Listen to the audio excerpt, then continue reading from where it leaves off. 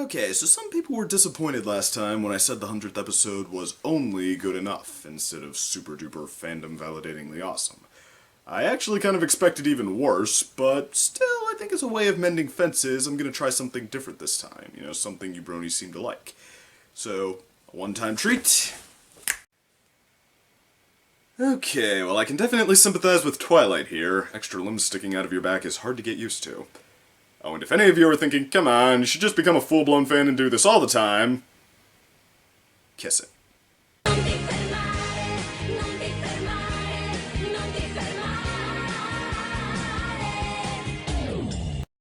Okay, so you know how there was an itty-bitty note at the end of my last review that said, Princess Spike, this should be interesting? I lied. What do we got here? Spike and Twilight at an equestrian summit about unity that Twilight worked around the clock to help arrange? I'm here to help any way I can. So if there's anything I can do for any of you... We love you, Princess Twilight! We love all the princesses! Stop. No more. You can already tell before the very first scene is over where this is going. He's gonna get his chance to wield some princess power, and he's gonna mess it up. And do they do anything to mix it up, or get it to hit a little harder than you'd expect? Why, no. They don't even dive that deep into it. At one point, they actually resort to a montage of him just doing the same thing over and over. Then they recycle the Spike points from earlier episodes where he gets corrupted by power, starts making rash decisions, and doesn't learn until it's too late. 'Cause, yeah, weren't those episodes winners?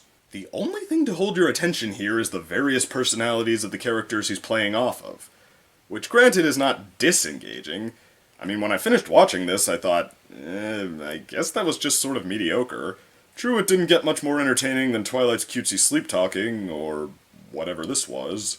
I'll give you birdseed, worms, anything. Just please stop singing before you wake the princess!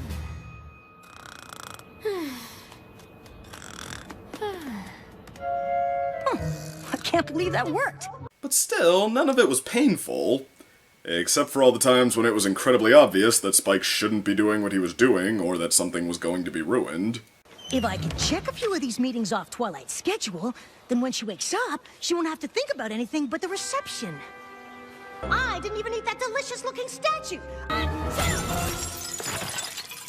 But the more I think about this episode, the less I like it. I've called other episodes mediocre overall, but to the point where it feels exactly like any other generic kids show, like there's nothing special about it.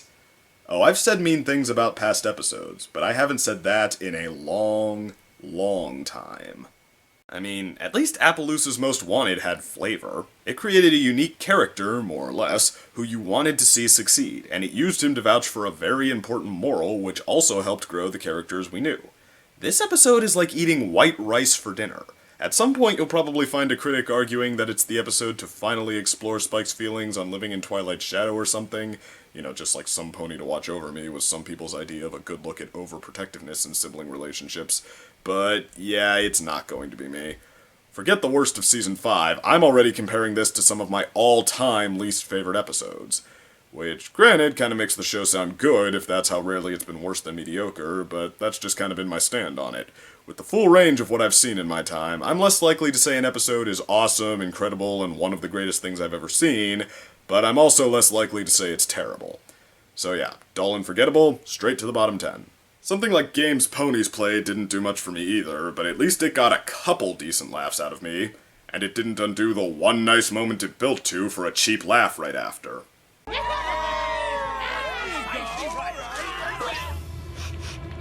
Oh, come on!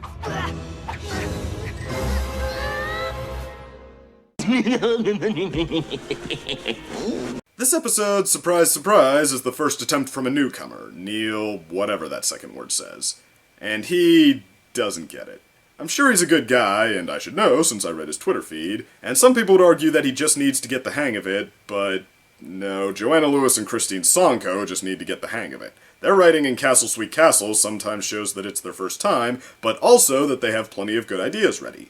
This is just a rehashed story we've all heard that sort of seems like it wants to pander with fan service. Like the last one. Except half-heartedly. Maybe this guy will get the hang of it if he tries again, like Scott Cinnaborn, but in the meantime, yeah, this is just bound to happen at some point when you have new writers joining the team. So how would I suggest making it better?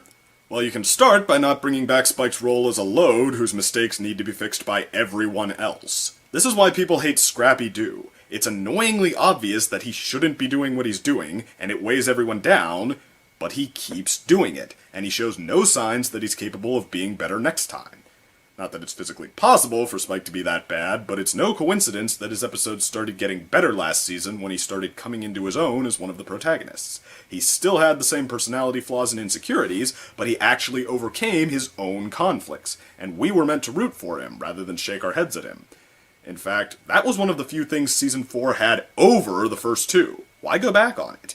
Why not be a little more three-dimensional with him, like our other protagonists? Follow Sweet and Delete's example, and yes, show his selfish side, but also make us care about him coming into his own and proving that he does have value to himself.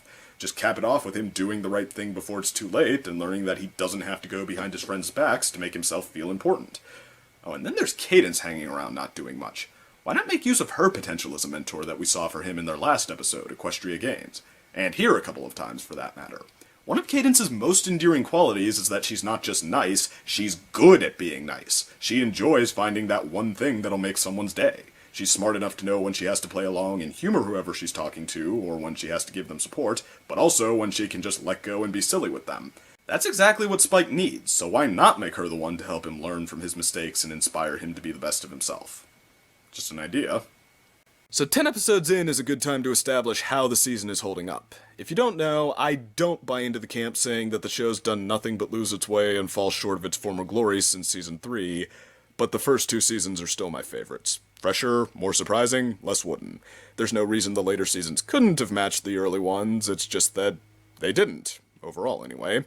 But Season 5 has actually been living up to what I said early on about comparing it to Season 1, being that it's sort of a fresh start for the series.